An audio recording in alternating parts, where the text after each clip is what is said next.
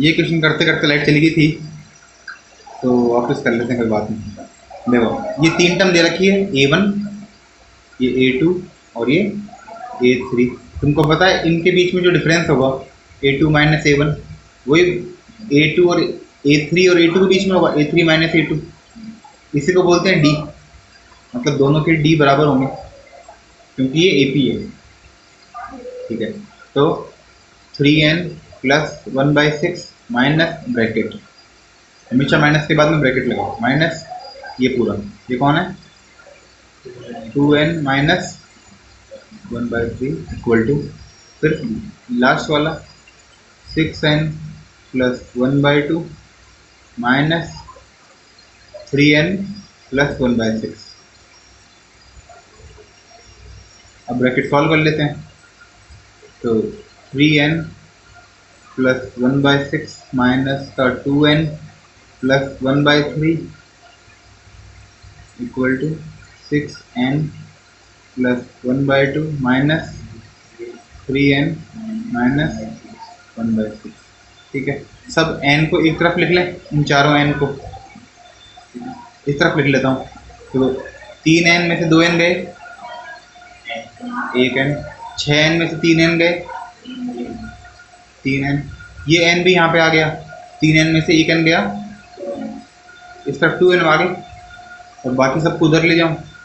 यहाँ पे ऑलरेडी क्या है 1/6 प्लस 1/3, ये प्लस का 1/2 यहाँ पे आके माइनस का 1/2, और ये माइनस का 1/6 यहाँ पे आके प्लस का 1/6। एलसीएम ले लें, इन चारों का एलसीएम कितना आएगा 6, 6 1 जा 6, ऊपर 1 आ गया, 3 की टेबल में 6 कितनी बार आता है 2, तो 2 आ गया, माइनस माइनस माइनस 2 की टेबल में 6, 3 आ गया, 6 की टेबल में 6, 1 आ गया।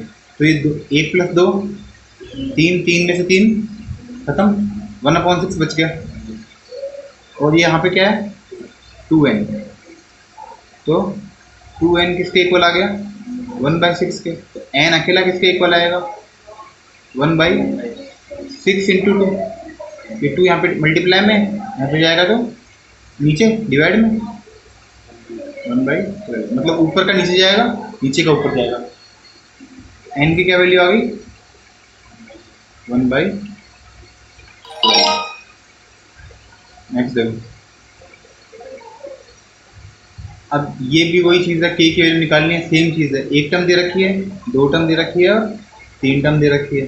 तो सेकंड में से फर्स्ट माइनस करते हैं, माइनस 4x प्लस 2k, इसमें से माइनस कर दो फर्स्ट टर्म कौन सी है -2x।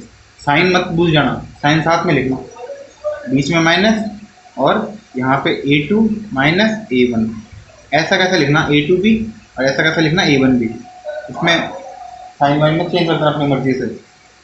और इक्वल टू में माइनस का 6x plus 3 minus 4x plus 2k कर दिए। इसके बाद में देखो,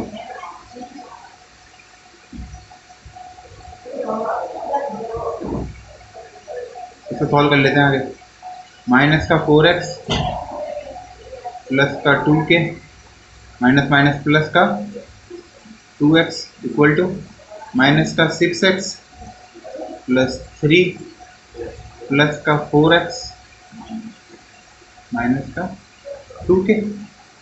x को सॉल्व कर लेते हैं, ये x है और ये भी x है, तो माइनस का 4x प्लस का 2x, माइनस का 2x इस तरफ, माइनस का 6x प्लस का 4x माइनस का 2x, तो ये भी माइनस का 2x, ये भी माइनस का 2x, इधर ये माइनस का 2x इधर आके प्लस का हो जाएगा, दोनों कट जाएंगे सबको, ये x ये भी x, और ये सारे x कट गए। यहाँ पे कितना बचा माइनस का 2k, माइनस का 2k यहाँ पे आके प्लस का 4k, क्योंकि 2k पहले से है, और इधर क्या बचा 3, तो k की वैल्यू क्या आ जाएगी 3/4।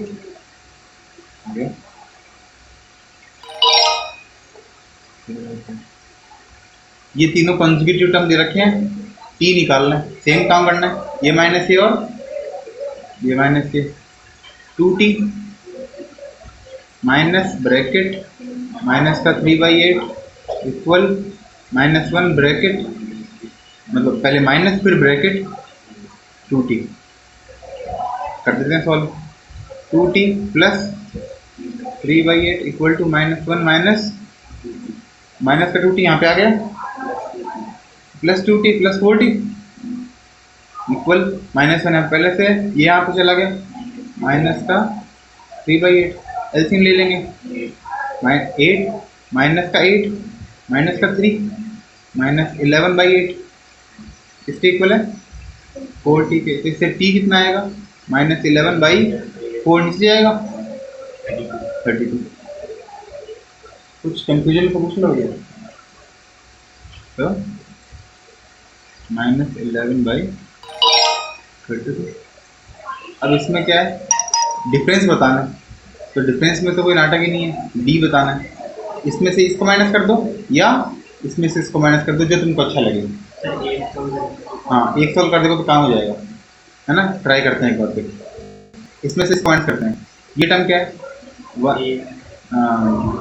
1 minus 6b upon 2b minus 1 upon 2b। Bracket लगाना चाहिए, लेकिन इसलिए नहीं लगाया क्योंकि एक ही टर्म है।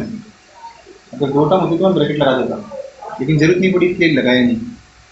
एलसीएम कितना आ गया, 2b क्या आएगा, 1 minus 6b minus 1 plus 1 minus 1 cut गया, ये माइनस का 6b, b से b कट गया, 2 से 6 कट गया, -3 माइनस भी तो है 6 के पहले, माइनस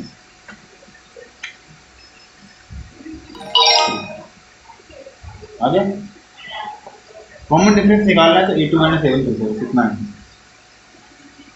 मिडिल टर्म देखो फटाफट, क्या दे रखा है इनको, find the value of fifth term. Fifth term बताना है। फिफ्थ टर्म का मतलब a5 मतलब a plus 5 minus 1d, 5 minus 1। अगर यहाँ पे n होता तो यहाँ पे n माइनस 1 लिखते, यहाँ पे 5 है, 5 माइनस 1 लिख दिया। तो 5 माइनस 1 क्या होता है, 4। a प्लस 4d तुमको निकालना है, ये तुमको फाइंड करना है। पहले तो पता होना चाहिए फाइंड क्या करना है। अब देखो गिवन क्या है, the value of term lying between fifth and 21 term of an arithmetic progression is 79। The value of 21st term की तुमको वैल्यू दे रखी है ना, 127। और क्या दे रखी है, the value of the term lying between the fifth and 21st term. ये बोला कि फिफ्थ और 21st टर्म के जो बिल्कुल बीच में है ना, उसकी वैल्यू 79 है। तो फिफ्थ और 21 के बीच में क्या आएगा, 5 प्लस 21 कितना होता है, 26 का हाफ 13। तो 5 और 21 के बिल्कुल बीच में कौन आएगा, 13। जो 13th टर्म की वैल्यू है ना वो 79 है। इसका मतलब ये है ना, ये क्या बोला, 5 और 21 के बीच में एक टर्म आती है वो 79 है। तो कौन सी हुई, 13 हुई। कैसे पता चला, इन दोनों को ऐड करके 2 से डिवाइड कर दिया, आ गया। तो 13th टर्म, 13th का मतलब a प्लस 12d। जैसे जितनी भी टर्म निकाल लेना, जैसे 20th टर्म निकालनी है तो a plus 19d, 4th term निकालनी है तो a plus 3d, 100th term निकालनी है a प्लस 99d। एक कम कर दो, तो 13th टर्म निकालनी है a प्लस 12d। कितना दे रखा है, 79। एक चीज़ दे रखी है, दूसरी चीज़ क्या दे रखी है, 21st टर्म मतलब a प्लस 20d। 21st दे रखी है तो एक कम कर देंगे, a प्लस 20d कितना हो गया, 127। निकालना क्या है मेरे को, a प्लस 4d। अभी निकाल लेंगे, देखो पहले तो माइनस कर देते हैं, माइनस इसका भी माइनस, इसका भी माइनस, ये पड़ रखा ना, माइनस a से ही कट गया, 12 में से 20 गए, माइनस 8d। 79 में से चीज जाएगा नहीं, 7 में से 9 गया, मतलब 17 में से 9 गया, 8, यहाँ पे बच गया 11, 11 में से 7 गया, माइनस का 4 है ना, माइनस का 11 है, तो माइनस से तो माइनस कट गया, डी आ गया 6।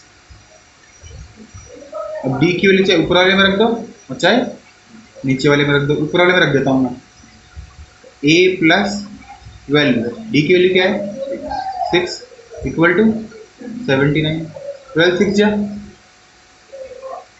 72, 72 तो 72 प्लस का है यहाँ पे जाएगा तो माइनस का 72, 79 में 72 है 7, ए की वैल्यू आ गई 7, ए तुम्हारे पास आ गया और डी तुम्हारे पास आ गया। इनको निकालना क्या है, ए प्लस 4 डी, ए कितना है प्लस 4, डी कितना है 6, तो 24, 24 और 7 31। ठीक है, टफ क्वेश्चन था, मतलब इतना भी टफ नहीं था लेकिन थोड़ा बड़ा था, इसमें तुमको क्या प्रोसेस लंबी थी तो करना तो पड़ेगा, ऐसे पेपर में आएंगे तुम्हारे।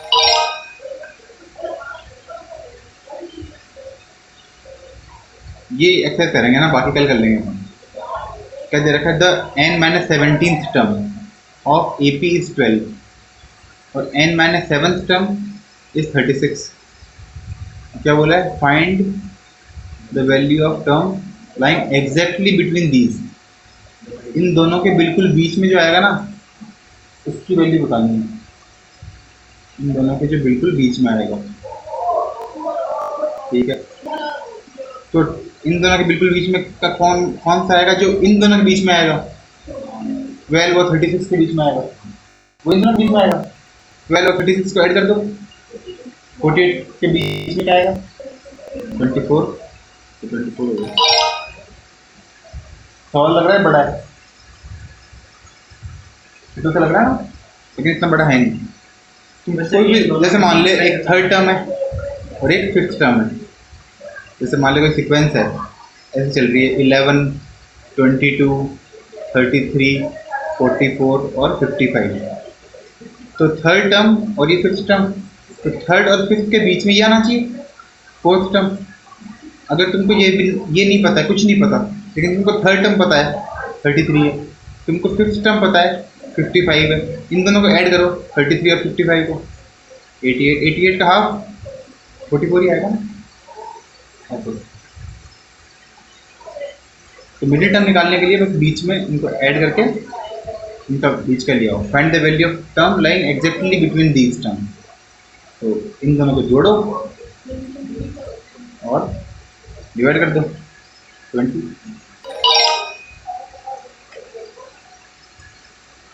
The value of term lying between this, क्या बोल रखा है इस 35, और इस जो फर्स्ट क्वेश्चन था ना वैसा ही है, इसमें थोड़ा लंबा प्रोसेस है। क्या बोल दिया इसने, the value of term lying between first and 11th, ये थोड़ा इजी है, नहीं टफ नहीं है ये। The value of 11th term, इनको 11th टर्म डायरेक्ट दे रखी है, मतलब देख एक फर्स्ट टर्म है एक 11th टर्म है, और फर्स्ट और 11th के बीच में क्या आएगा 6th टर्म आएगा ना। ठीक है, तो द टर्म लाइंग बिटवीन, इन दोनों के बीच में जो टर्म है ये वाली, इसकी वैल्यू क्या दे दी 35, ये 35 दे दिया। The value of 11th term, ये वाली 11th टर्म कितनी है 65, तो ये 65, ये जो 35 आया है ये कैसे आया, इसको और इसको जोड़ा और फिर 2 से डिवाइड कर दिया, तभी तो आया 35। तो 35 किसका हाफ है 70 का, तो 70 इन दोनों से मिलके बना है, इसका मतलब ये क्या है 5। अगर ये 5 होगा तभी तो 5 प्लस 65 70 होगा, तो तभी तो 70 का 35 होगा। तो फर्स्ट टर्म क्या आ गई 5, ऐसे भी करें। ठीक है, बाकी कल कर लेंगे।